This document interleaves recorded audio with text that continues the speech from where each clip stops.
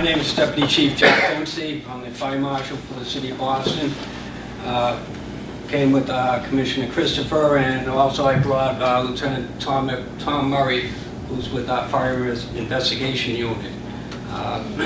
If you're all good, we'll have a demonstration. We brought Keegan, our fire dog, with us. So Tom's the handler, and he can do a demonstration if we have time. Show you how the dog works. We're here. We know there was some concern about after the fire on Hanover Street, and last year on Christmas morning we had a pretty serious fire on Hull Street. Fortunately, nobody got hurt at that fire, but Hanover Street was a different story. When you think about the north end, it's very congested, densely packed neighborhood. The buildings are very old, there's a lot of problems that you would think would be scary, but actually there's a lot of inherent things that have been built into these buildings from years ago. For instance, firewalls. The fire on Hanover Street had a firewall, so the apartments on the left side were separated from the right with a firewall that's supposed to go through the roof. Actually, for some reason, they did the roof over. They took that part off, and but anyways, the firewall worked the way it's supposed to. There was absolutely zero damage to the building on the left side of that firewall. Some of the other things that you see big in the north end are fire escapes. Everybody's got them, or they should.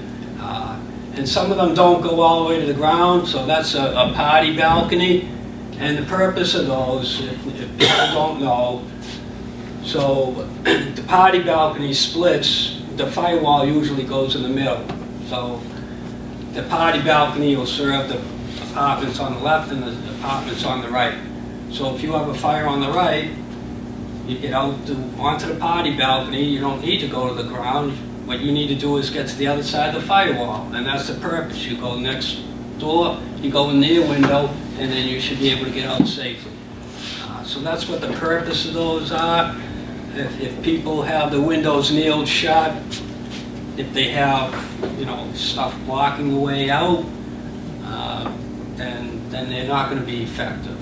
So a few things on very basic stuff, and I have a fire education unit that we send out to all the schools.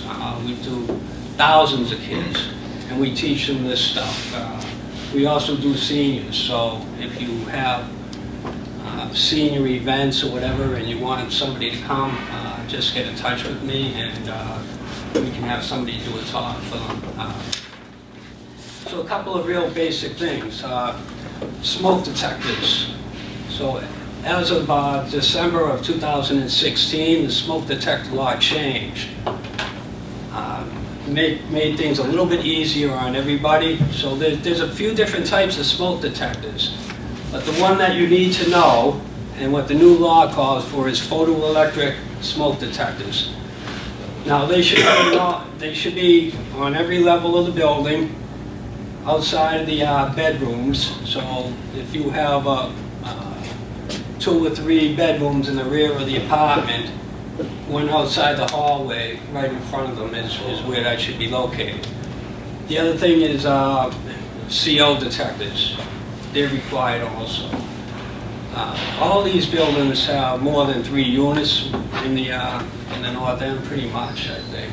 Not too many, 1 or 2 families in the north end. So all the common spaces, the hallways in the front and the rear of the building, they're all supposed to be hardwired smoke detectors. And if you don't know what hardwired is, they're wired into the electrical system. So they don't require batteries. But a lot of them won't have them, and it's tough. We're not going to go in and say you have to do these, you have to do this, but if you do a major renovation, you are required to do that. So if people have the money, they should upgrade, and it's a safety thing. Always good to have up-to-date fire safety stuff. It's a warning. In the apartments though, they can be, the battery operated is fine, but the new detectors that they're selling are 10-year sealed batteries, so you don't have to replace the battery every year or twice a year like you normally do. They're phasing away from that, so the new law, the 10-year one, you just put them up, they're good for 10 years, or if they keep going off, it'll be less than 10 years, but they'll have a warning, you know, a certain beep to it when it nears its end of life. And if one goes, my recommendation is replace all the smoke detectors in the apartment at the same time. Then you know, the ones that are currently out, you know, they can be 5 years, 10 years. It depends on the manufacturer. So once one of them goes, replace them with the new ones, and you'll be good. You won't have to replace the batteries again. There should be a nuisance alarm on them also that will, so when people, you know, burn toast or whatever, it won't go off. You can hit the nuisance alarm, and that will silence it for 10 seconds or whatever until, you know, it clears. The other thing that people don't realize is, so if your smoke detector inside the apartment goes off, it's only going to go off inside the apartment. It's not going to ring in the whole building. When you open the door to the stairwell, if that's hardwired, now it will ring on all levels. So, anyways, moving on from that. Any questions on the smoke detectors? What is a photoelectric smoke detector? Okay, good question. I do it all the time, so I think it's automatic. Photoelectric is going to pick up, it's going to sense smoke, whereas ionization ones, which is basically the other major type, picks up flames quicker. So most fires in residential are from smoldering fires, so it's going to be smoky before there's going to be flame. So it will pick that up very quickly compared to ionization one may not pick up the smoke as quick. Gotcha. You mentioned it's in the state law to have CO detectors. Our building's electric, so would we fall into that? Or? Good question. Yes. If you have anything that's fossil burning, whatever it's required to have. They don't distinguish that, they just make the requirement the CO detector is required. Even though, okay. How long has that been in place? Gosh, I'd say it's probably around the same time, 2009 or so is when it really became active. It's always a good thing to have anyways, but if a truck's parked in the alley next to your house and your window's open, you know, it could come in from an outside source. So you can get combination photo and CO detectors. So it's one bang for the buck. Put them up, and you should be good. A couple other things. So what we tell the kids all the time is when you're thinking about fire, what you want to do is you want to make a plan for your family on exiting the building if there is a fire. So it sounds silly for adults, but it's very important, because when a fire happens, you don't have time to think, and it gets scary very quick. You walk out and there's a lot of smoke. It's not the time to prepare. So it's a good idea if every family makes a plan. You know, you can write it down. You don't have to write it down, but think about how you're going to get out if there is a fire in your apartment. What you also want to do is, once you get out, is have a meeting place, preferably across the street in front of the building, because that's where we're going to be, right in front of the building. And it's very important to account for everybody as quickly as possible. If I show up, first thing I want to know is there anybody inside the building still? Because that changes how I'm going to fight the fire. if I know there's people in there, we're gonna do a whole different approach to putting the fire out. Rescue comes first, so I will risk their lives for anybody in the building if we have to. So if we don't have to, if we know everybody's accounted for, we can change our tactics and then we can operate safely. Now my concern is with my people, safety. They're important too. So as soon as we know everybody's accounted for, then we can change tactics and get to the business of putting the fire out. The other thing, if we're looking for people, that slows things down for putting the fire out. So it's two things we're trying to do instead of focusing on one. So the fire alarm, the smoke detector goes off. What you want to do is respond immediately to it. I know a lot of times with the ionization smoke detectors, you get a lot of false alarms from cooking and whatever. Still, even if you have those, it's important to get up and look and see what's going on. Any delay nowadays can be fatal. So the important thing is when that smoke detector goes off, get up and get out of the house, get across the street to your meeting place, and don't worry about the pets, don't worry about the medications, anything like that. We'll take care of that. The pets, a lot of times will self-evacuate, but I'm not saying don't grab the dog or the cat if they're right there, but don't spend time looking for them. You only have a few minutes to get out nowadays. Years ago, with the makeup of the furniture and whatever, fires gave you a little more time to get out. Today, you might have 2-3 minutes before you're not going to get out. So get out quickly. Also, on the way out, close the door, especially if there's a fire in that room, close the door to the room. Let us know where it is, if you can. You leave the door open, the fire's just going to come out and it's going to spread. Especially if you're, let's say you're on the first floor of the, or second floor of the apartment building. You got a fire in your apartment, you leave and you leave the door open. All that smoke and fire is going to come out the door and it's going to go right up the stairs. The stairway is like a chimney, so that's going to cut off anybody's escape from coming down. And if you've ever been in a fire, trust me, the smoke gets thick and black, and you're not going to want to, you will not go through it. So it's impossible to breathe. You got to get down low and crawl if you need be, but the fresh air is low, but that's going to disappear real quick. So the important thing is get up. Just a quick one, this might be dumb too, but I feel like my instinct would be to open up the window first to get the smoke out. Does that feed the fire too, or is it? You can open the window and let the smoke out if you burnt your toast. Yeah, not for Otherwise, leave it closed in, because once you give it air, Right. it's going to take off. You're going to actually increase the fire by opening the window. So that's a good question.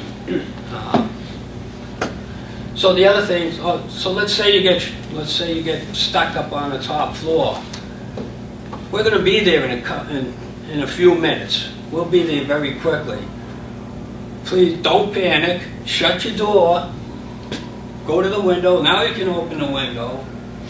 You should have a flashlight. If you got a cell phone, most cell phones have a flashlight. You know how to use it. Yell out the window, make a phone call, tell us you're there. You can call fire alarm.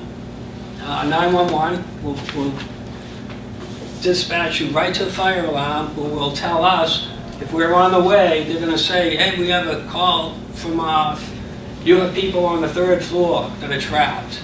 We'll get that. We'll know that information when we're coming. So immediately people will be coming up to get you. So don't panic. Just try to hang on as long as you can. It's, in a fire, a couple of minutes seems like hours, though. So I understand, but just try to remain calm and block the door if you can with towels or whatever, but if you can't get out the stairs, try the fire escape. This is why that plan is important. Make sure your windows work, they're not nailed shut, they're not painted shut. I know it's an issue with, you know, burglary and stuff like that, but it's important. Also don't make sure that your means of egress, which is the way out, is not blocked by rubbish or you put in chairs and tables or dressers in front of the windows and the back door, or don't store stuff in the stairwell. So that stuff should be clear so that you can get out in an emergency. That's what it's for.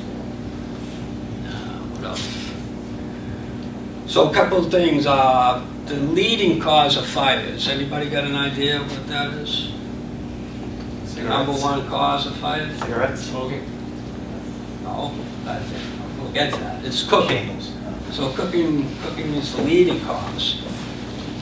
The number one cause of fatal fires, smoking. So if you're a landlord, I don't smoke, so I'm a landlord, I'd say no smoking in my building. Pretty simple. Smoking in bed, smoking when you've been drinking or doing drugs or whatever is fatal. We've seen it many times. Tom and I have investigated numerous fires.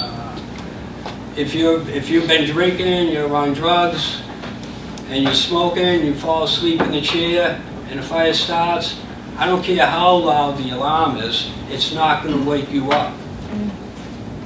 When you're impaired, the alarm your body does not respond to the alarm. So if people gotta smoke, have them smoke outside. And going out on the party balcony and flicking the cigarette butt off the balcony is not proper disposal of the cigarette. You flick that off, there's rubbish down below, whatever, or somebody else's window's open. It could take, you know, it may take a couple of hours, but that cigarette will start fires. We've had numerous fires you've seen over the news over the past couple of years. Rear porches, many times. I can't tell you how many of those, 90% of them from people smoking on the porch. They think they put the cigarette out, it's lying there, a couple hours later, woof. So, the other thing, so with the elderly, with cooking, they should be careful what they're wearing. You know, wearing a nice big bathrobe while you're cooking is a bad idea. You know, for seniors, cooking fires become fatal. So they get on fire, and just like, you know, it's hard for an elderly person to get down on the ground and roll, you know, stop, drop, and roll. We all heard that. Well, that works for everybody. So if you're a senior, you still got to try. The best way is to, you know, suffocate the fire. So. But the best thing to do is make sure that you're safe around the stove. Make sure there's no curtains near the stove, no paper towels, you know, paper towel roll right next to it. The other thing is don't leave cooking unattended. I know people like to do crock pots and whatever. I don't allow it in my house. Things are mechanical. If things are mechanical, they can break down. They're electrical. You know, it's not a good idea. If you're home all day and you use a crock pot, fine, you know, but I don't recommend it. Putting it on in the morning, then going to work and leaving it. We've been to many places where, you know, even if it doesn't turn into a big fire, if it smokes out your apartment or your clothes, your furniture, it's all going to stay. It takes a while to get that out. So with cooking fires, if you're attentive to what you're cooking and you got a lid right there with you, you should have no problem. So you get a grease fire or something, put the lid on and shut it off. Should be good. If there's a fire in the oven, shut the oven off, keep the oven closed. That's where the fire should be. Stay inside the oven, and then call us.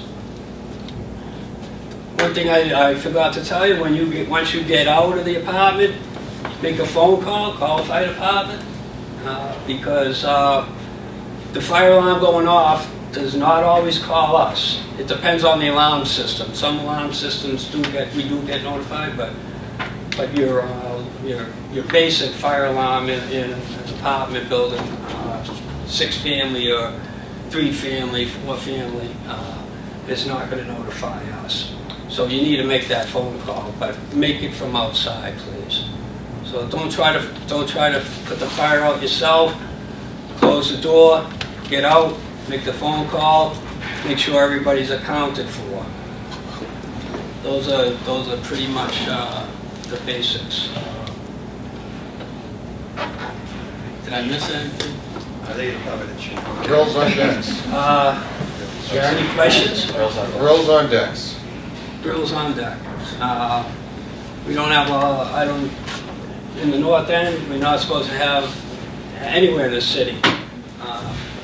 Propane tanks, propane grills are not allowed on porches, on rear porches, balconies, or whatever. So, one quick thing, Christmas trees, tis the season. Christmas trees are not allowed in public spaces. In like if you have a big hallway, you've got a community room, live Christmas trees are not allowed. They're fine in your own apartment, but not in the public areas. That's state law. Just a couple things that I want to add. Jack, as always, does a tremendous job at really explaining what the situation is. The thing that I tell people all the time is really important. It's not just in your house. You go to a restaurant, you go to a theater, you go to a club. When you walk in, look for the way out. Most people will go back to the exit that they came in. But there had better be other exits in the space when you're doing it. And to really reinforce the idea of blocking exits. You see this all the time. People come in, they put their shoes on the stairs. They have a coat hook. Bicycles. You see it all the time in stairwells. Bicycles hung on the walls. It looks innocuous when you're in a day-to-day situation. But when you're in a panic situation, everything changes. Everything changes quickly. You may be using that wall surface to be the way you find your way out of the building. And if there's a bicycle hung there, or coat hooks, or some tripping hazards on the stairs, it's terrible. Handrails and balusters, you've got to maintain them. They can save your life because, again, that could be the way you're let out of a building if it's filled with smoke. We tell people to do this now. It's the best time to do it, to go to your house and think about it. If the two direct means of egress are blocked, is there a third way out of your house? Be familiar with what happens once you get on the fire escape. It's mandatory that your fire escapes are inspected twice a year by a structural engineer. And they come out and they just make sure that it's structurally safe. Know how to use the fire escape. Is it a drop ladder? Is it a counterbalance stair? You should understand these things. The party balconies are something that we see a lot of. Technically, neither window is supposed to be locked. We don't see that anymore. But you've got to take it onto yourself. How are you going to get out? How are your children going to get out? How are the people that are with you going to get out of that building? Both of us will send people to your house to do a safety evaluation. If you want us to come through and walk through, we will do that so that we can point out those things that are really important. You see it all the time when the clocks change batteries and your smoke detectors. The 10-year plans are much better, but most people don't have them. And even though there is a minimum requirement for what you need, in my opinion, you can't have enough. Your basement, put them in your basement. False alarms, call. I had a woman just this weekend was all upset because the smoke, an alarm was going off in the basement. She couldn't get down there. She called the fire department and was feeling guilty. Wrong. That's the right thing to do. You hear an alarm, you don't understand it, get out of the building and call. Evacuate first, and then we can come back and assess what happens after the fact. But we're only too happy to come out and talk to people. It's not just children and elders. We really do focus on them. It's everybody. It's when you go into your apartment, is there a simple way to get out of that building? You go to a theater. You know, theaters do a good job. They show you where the exits are. But it's restaurants that I'm always worried about, because you go in, where is that other exit? It might be through the kitchen. We don't like that, but a lot of the older restaurants, that's the way it is. You should know that when you go in there and sit down before things get started. Like the station nightclub fire, you know, everybody tried to get out the way they came in. Not happening. So plan ahead. You know, it doesn't take much. My wife always gives me a hard time. I walk in, I'm looking, oh, there's an exit, you know, so. I've actually left places, Some, clubs, yeah, that you so, go into and it just doesn't look right. Like, I mean, I look over and I see a slide bolt on an exit door. Worst thing you can see. Lock hasps, they're illegal inside houses. There's somebody just playing around. You know, we see it a lot with the student house. They'll put a lock hasp there and someone goes in and closes it, put a pencil in there. That person cannot get out. They're totally illegal. Illegal rooming houses, illegal lodging houses, if you see them, let us know. We will come out and do everything we can to get them shut down, because they're the most dangerous. We were at a fire in Brighton. I get to go with them a lot to see these things. And the stuff that the fire departments do, firefighters do, if you've never seen them in action, it's unbelievable. These men and women will literally walk into a building on fire. It's amazing. I've seen them on roofs where the fire was all engulfed. Well, we went to this one in Brighton that I would have bet all the money I have that it was a two-family. And when the firefighters approached, that's the way they're approaching it. It's a two-family. It was an illegal lodging house. And by the time they got to the second floor, they realized that, and so it's a whole different effect. You're putting the firefighters in a far worse condition, because they're going to the source of the fire. That's what their role is. Until they find out that all of these are bedrooms. Nobody knows who's there, who's not there. So if you see these things in the neighborhood, please. Aisha, who is my constituent services, we're keeping running lists of these things. It's not easy for us sometimes to get them through the court system, but we can make their life a misery. And we really do, because it's that important. Yeah. Is there any other information we could provide to, schools or real estate companies? I think we talked about this last year, like just in terms of a community that we can give them, so when they do, obviously we have a lot of rentals in this area of Boston, like we can provide to them to say, please give this to your lessees when they... Well, we all have flyers. We can get you... so one thing with the realtors, we know, there is a law that when you're selling, that there's a smoke detector inspection is done. So it's the landlord, the seller's responsibility to make sure that that building is proper, has proper smoke detectors in the proper location. It's a certificate you get from the fire department. You can't sell the house. Right. You're required to have that at the closing.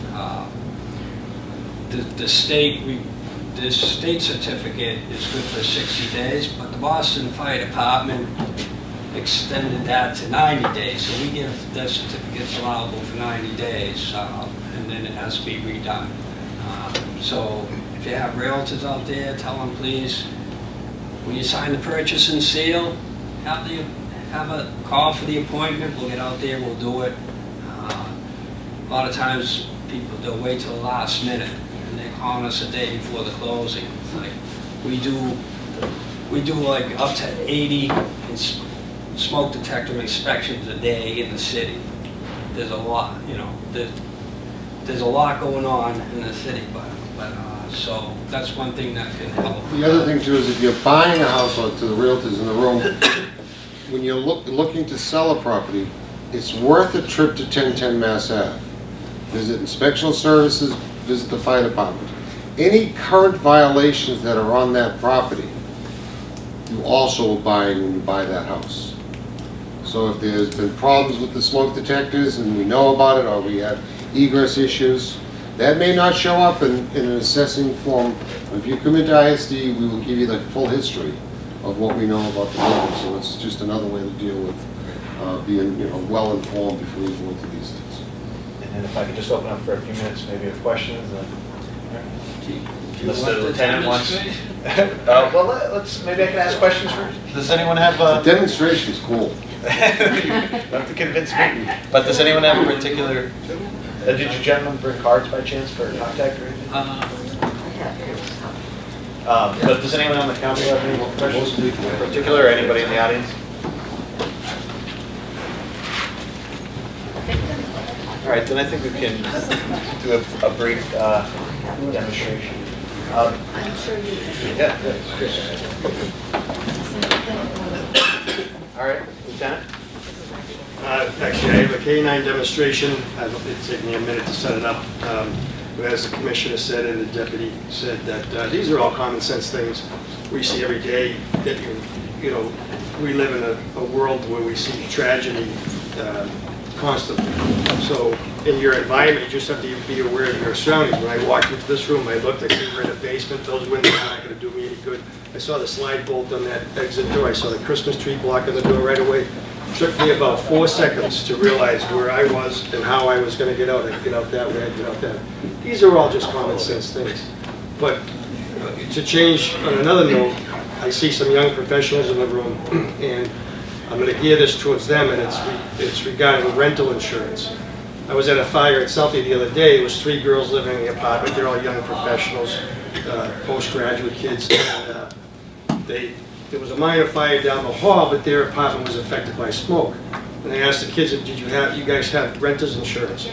Because all of their clothing had smoke odor and damage. And I have 4 daughters, and I can tell you what clothing costs, and what their closets look like. And I said to the kids, take a look, and everybody here, take a look at what you have at home that you could lose or be damaged, aside from your electronics. So what these kids probably pay for drinks and appetizers on a Friday night, they could cover their renter's insurance for a year. Very reasonable. Like $150 will get you plenty of coverage. But I suggest that you review, if you don't have it in your renter, and the realtors in the room, to maybe offer that, or say, make a note to these kids that you're renting to. But we see it so often, there's no insurance. These young professionals, no insurance whatsoever. And it's a sad thing that they lose everything, but mostly smoke and water damage, doesn't have to be fire damage. So anyway, that's my spiel on just recently seeing this poor situation. Thank you. It'll take me a minute if you Yeah, so want. just getting back to the fire anyway, so real quick, just so everybody knows, there's not an arson issue here. So those fires were not arson, so just so everybody at ease, I know that will get everybody going. Most fires are accidental, people just make mistakes or whatever, do stuff they're not thinking about. Fire safety is something you should always be thinking about. We see it all the time, so it's easy for us, but And when there is a fire, there's a protocol that we're used to, but you may not be aware. The fire department takes control of the building completely. During the fire and for the immediate time after the fire. If there's a question of arson, or if the fire chief who's in the command position that day decides that he wants to do a little investigation, the building remains totally in the control of the fire department.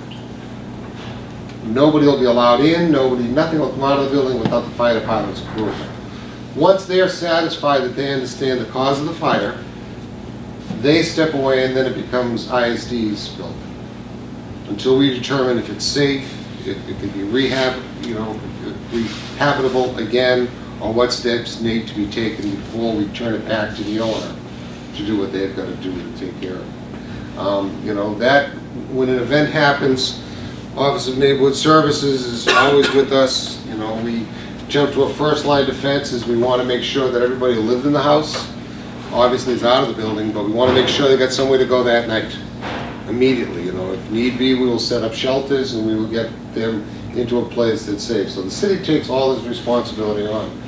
But the insurances, as was said by the lieutenant, you can't get enough. I mean, people have illegal apartments in their basements. The insurance company's coming out right after we're all done. And they're gonna say, do you have a permit for that basement apartment? And if you don't have a permit, the insurance company can walk away. Because they'll say that you contributed to that fire. You get nothing. So these illegal apartments that are around that a lot of people think are great income sources can be the source of so much trouble. And to that, just real quick too, when you mentioned the Hanover Street Fire, there are several GoFundMe's available online if you search Hanover Street Fire, which obviously a lot of families are displaced and it's the holiday season, so you can certainly visit GoFundMe and donate it.